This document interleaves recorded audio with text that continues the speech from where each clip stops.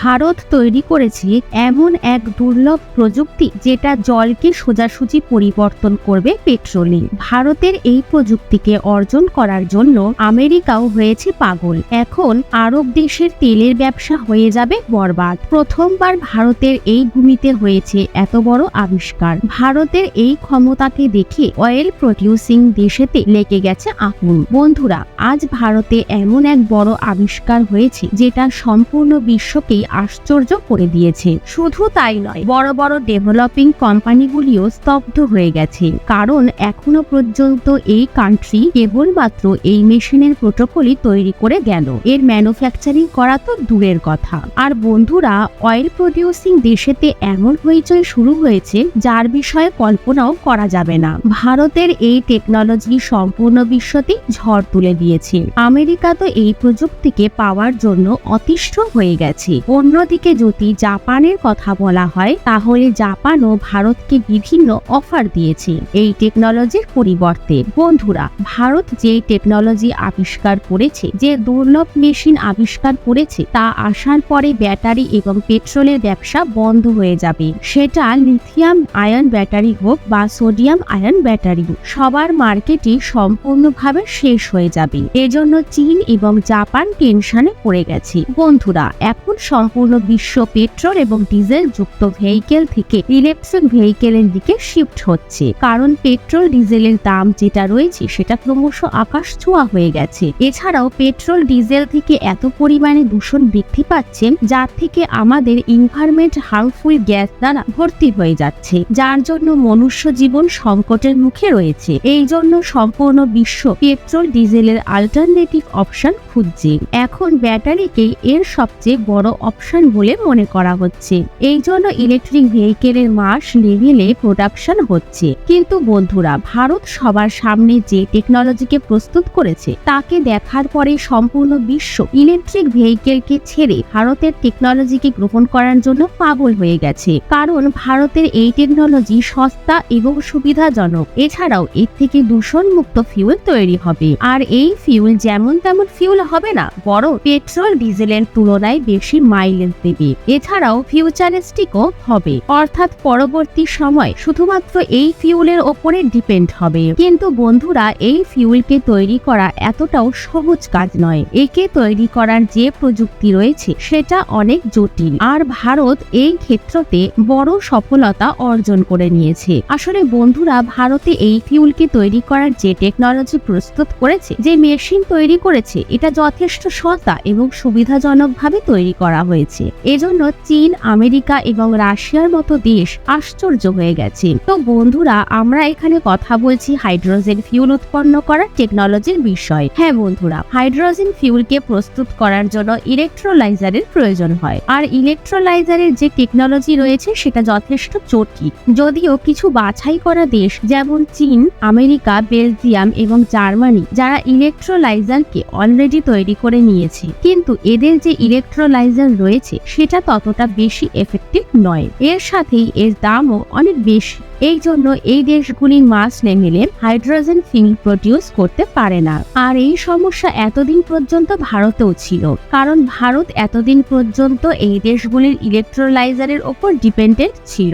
এই দেশগুলির থেকেই ভারত ইলেকট্রোলাইজার ইম্পোর্ট করত, যার জন্য হাইড্রোজেন প্রডিউস করতে অনেক বেশি খরচ হতো। কিন্তু ভারত বেস্ট সলিউশন খুঁজে নিয়েছে। আসলে ভারত নিজেই আত্মনির্ভর হয়ে ইন্ডিজিনিয়াস টেকনোলজি ব্যবহার করে নিজেই ইলেকট্রোলাইজারকে প্রস্তুত করে নিয়েছে। এটা কোনো ছোটখাটো সফলতা নয়, বরং অনেক বড় সফলতা, কারণ এর টেকনোলজি যথেষ্ট জটিল, যাকে তৈরি করার জন্য অনেক বড় বড় বিকশিত দেশও ফেল হয়ে গিয়েছে। তো বন্ধুরা, এখন ভারত ইতিহাস রচনা করে দিয়েছে। ভারতীয় বৈজ্ঞানিকদের কাজের প্রশংসা সম্পূর্ণ বিশ্বই করছে। তো বন্ধুরা, সম্পূর্ণ খবর কি জানবো আজকের এই ভিডিওতে। কোন ভারতীয় কোম্পানি এত জটিল টেকনোলজিকে বিকশিত করেছে? এর সাথে এটাও জানবো জানবো ইলেকট্রোলাইজার কিভাবে কাজ করে। অন্যান্য দেশের তুলনায় ভারতীয় ইলেকট্রোলাইজারেতে এমন কি বিশেষত্ব রয়েছে, এছাড়াও এটাও জানবো এর থেকে ভারতের কি কি সুবিধা হবে। এছাড়াও আরো একটি খবর রয়েছে যেটা এর চেয়েও বেশি গুরুত্বপূর্ণ, তো এই বিষয়েও জানবো। তো বন্ধুরা, ভারতের এই সফলতার জন্য ভিডিওটিকে একটি লাইক অবশ্যই করবেন এবং চ্যানেলটিকে সাবস্ক্রাইব অবশ্যই করবেন। বন্ধুরা, সবার প্রথমে এটা জেনে নেওয়া যাক যে ইলেকট্রোলাইজার দিয়ে যে ফিউলকে প্রডিউস করা হয় অর্থাৎ গ্রিন হাইড্রোজেন, সেই গ্রিন হাইড্রোজেন আসলে কি, এটা পেট্রোল ডিজেলের তুলনায় এত অ্যাডভান্স কেন, আর একে ফিউচারিস্টিক ফিউল কেন বলা হচ্ছে, এর সাথে একে সোনার উপর থেকেও কেন বেশি দামি বলে মনে করা হচ্ছে। তো বন্ধুরা, আপনাদের বলে রাখি, গ্রিন হাইড্রোজেন বিশ্বের সবচেয়ে ভালো এবং সবচেয়ে ক্লিন ফিউল। আসলে জলের ইলেকট্রোলাইসিসের মাধ্যমে যে হাইড্রোজেন গ্যাস নির্গত হয় তাকে গ্রিন হাইড্রোজেন বলা হয়ে থাকে। এই প্রসেস অর্থাৎ ইলেকট্রোলাইসিস বা ইলেকট্রিক কারেন্টের মাধ্যমে জল থেকে হাইড্রোজেন এবং অক্সিজেনকে আলাদা করা হয়, আর এই কাজ ইলেকট্রোলাইজার করে থাকে। আর ইলেকট্রোলাইজার রিনিউয়েবল এনার্জির ব্যবহার করে থাকে, এতে সোলার এবং উইন্ড দুই ধরনের এনার্জি যুক্ত থাকে।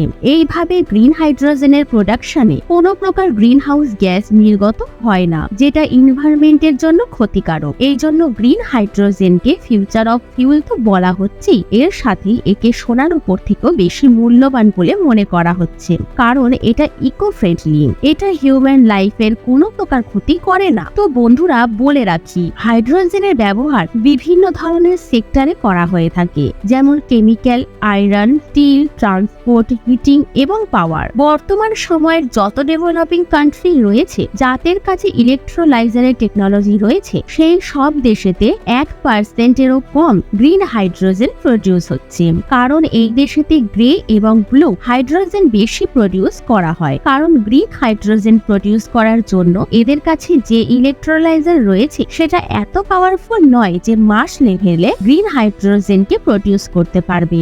আর আপনাদের বলে রাখি, গ্রে এবং ব্লু হাইড্রোজেন যেটা রয়েছে এগুলোকে প্রডিউস করার জন্য ফসিল ফিউলের ব্যবহার করা হয়ে থাকে, যেখান থেকে কার্বন ডাই অক্সাইডের সাথে সাথে আরো বিভিন্ন বিষাক্ত গ্যাসও উৎপন্ন হয়, যেটা আমাদের এনভায়রনমেন্টের জন্য অনেক ক্ষতিকারক। কিন্তু ভারত যেটা করে দেখিয়েছে, যে ইতিহাস রচনা করেছে, তা দেখে এই দেশগুলিও আশ্চর্য হয়ে গেছে। তো বন্ধুরা, প্রধান খবর হলো গুজরাটের একটি বিখ্যাত কোম্পানি গ্রিনজো এনার্জি ইন্ডিয়া ভারতের প্রথম স্বদেশী ইলেকট্রোলাইজার মেশিনকে তৈরি করে ফেলেছে। বর্তমান সময়ে এই মেশিনের ক্যাপাসিটি 1 মেগাওয়াট। মেশিন জল থেকে গ্রিন হাইড্রোজেন তৈরি করবে। এখনো পর্যন্ত হাইড্রোজেন প্রোডাকশন সেই ফিউল দ্বারা করা হয়ে থাকে যেটা কার্বন উৎপন্ন করে থাকে, অর্থাৎ এটা এনভায়রনমেন্টের অনেক ক্ষতি করে। ইলেকট্রোলাইজার মেশিন তৈরি করার এই ফ্যাক্টরি সারেনে অবস্থিত, যদিও এর কমার্শিয়াল প্রোডাকশন নভেম্বরে শুরু হবে, কিন্তু গুজরাটের মাটিতে এটা প্রথম মেশিন যেটা সম্পূর্ণভাবে ভারতে তৈরি হয়েছে। মেশিন দ্বারা হাইড্রোজেন এবং অক্সিজেন দুটোকেই আলাদা করা যাবে। এই মেশিন আলকালাইজ টেকনিক দিয়ে তৈরি হয়েছে। গ্রিন হাইড্রোজেনের ব্যবহার হেভি ভেহিকেল এবং স্টিল, পেট্রোলিয়াম, থার্মোপ্ল্যান্ট আরো বিভিন্ন জায়গায় করা হয়ে থাকে। ভারত 2030 সালের মধ্যে 10 million metric ton green hydrogen consume করবে। আর যদি সম্পূর্ণ বিশ্বের কথা বলা হয়, তাহলে সম্পূর্ণ বিশ্বতে 70 মিলিয়ন মেট্রিক টন গ্রিন হাইড্রোজেনের প্রয়োজন পড়বে। বর্তমান সময়ে চীন এবং ইউরোপীয় দেশ গ্রিন হাইড্রোজেন মেশিনের সবচেয়ে বড় এক্সপোর্টার কান্ট্রি তৈরি হয়ে রয়েছে, কিন্তু এখন ভারত এদের থেকে উন্নত টেকনোলজি তৈরি করে এদের মার্কেটকে বন্ধ করতে চলেছে। আর খুব তাড়াতাড়ি ভারত সবচেয়ে বড় গ্রিন হাইড্রোজেন মেশিনের এক্সপোর্টার দেশ হয়ে যাবে। অন্যদিকে ভারত সরকার গ্রিন হাইড্রোজেন পলিসি জারি করেছে, যার অ্যাকর্ডিং 2030 সালের মধ্যে 50 লক্ষ টন গ্রিন হাইড্রোজেনের প্রোডাকশনের টার্গেট রাখা হয়েছে। দ্য এনার্জি অ্যান্ড রিসোর্স ইনিশিয়েটিভের অ্যাকর্ডিং 1 কেজি গ্রিন হাইড্রোজেনের প্রোডাকশনে $5 থেকে $6 অর্থাৎ প্রায় 400 থেকে 500 টাকা খরচ হয়ে থাকে। কিন্তু এখন ভারতের টেনশন নেওয়ার কোনো প্রয়োজনই নেই, কারণ এখন ভারতে বড় স্কেলে ইলেকট্রোলাইজার ম্যানুফ্যাকচার করা হবে। ভারতের গ্রিন হাইড্রোজেনের দাম পেট্রোল এবং ডিজেলের তুলনায় কম হওয়ার আশা রয়েছে। বন্ধুরা, দ্বিতীয় খবর হলো ভারতের মতির শহর বলা তামিলনাড়ুর একটি শহর থুথকুড়িতে গ্রিন বোট প্রজেক্ট লঞ্চ করেছে, যার মাধ্যমে ভারতে হাইড্রোজেন দ্বারা চলা শিপকে ম্যানুফ্যাকচার করা হবে। এই শিপকে Cochin shipyard limited company manufacture করবে। এছাড়াও এই প্রজেক্টের মাধ্যমে ইন্ডিজিনাস হাইড্রোজেন হাফবোট অ্যান্ড ল্যান্ড ওয়াটার ভেসেল তৈরি করা হবে। এই কোম্পানি অলরেডি একটি হাইড্রোজেন বেসড শিপ তৈরি করে ইতিহাস রচনা করে দিয়েছে, যার ইনগ্রেশন ভারতের প্রধানমন্ত্রী মোদী করেছেন। হাইড্রোজেন বেসড এই শিপ সমস্ত পরীক্ষা নিরীক্ষাতে সফলতা পেয়েছে। এছাড়াও মোদী সরকারের টার্গেট রয়েছে গ্রিন হাইড্রোজেনকে আরো বেশি গুরুত্ব দেওয়া। এছাড়াও মোদী সরকারের টার্গেট রয়েছে ভারতকে 2070 সালের মধ্যে যেমন করে হোক জিরো এমিশন কান্ট্রি তৈরি করা। বন্ধুরা, যেভাবে ভারত এই ক্ষেত্রতে অনেক কঠোর পরিশ্রম করছে, এছাড়াও ভারতের যে প্রাইভেট কোম্পানিগুলি রয়েছে যেভাবে ক্রমাগতই কাজ করে চলেছে, যার থেকে এটা মনে হচ্ছে যে ভারত 2070 সালের আগেই জিরো এমিশন যুক্ত কান্ট্রি তৈরি হয়ে যাবে। বাকি এ বিষয়ে আপনার কি মতামত রয়েছে তা কমেন্ট বক্সে অবশ্যই জানাবেন। তো বন্ধুরা, জয় হিন্দ, জয় ভারত।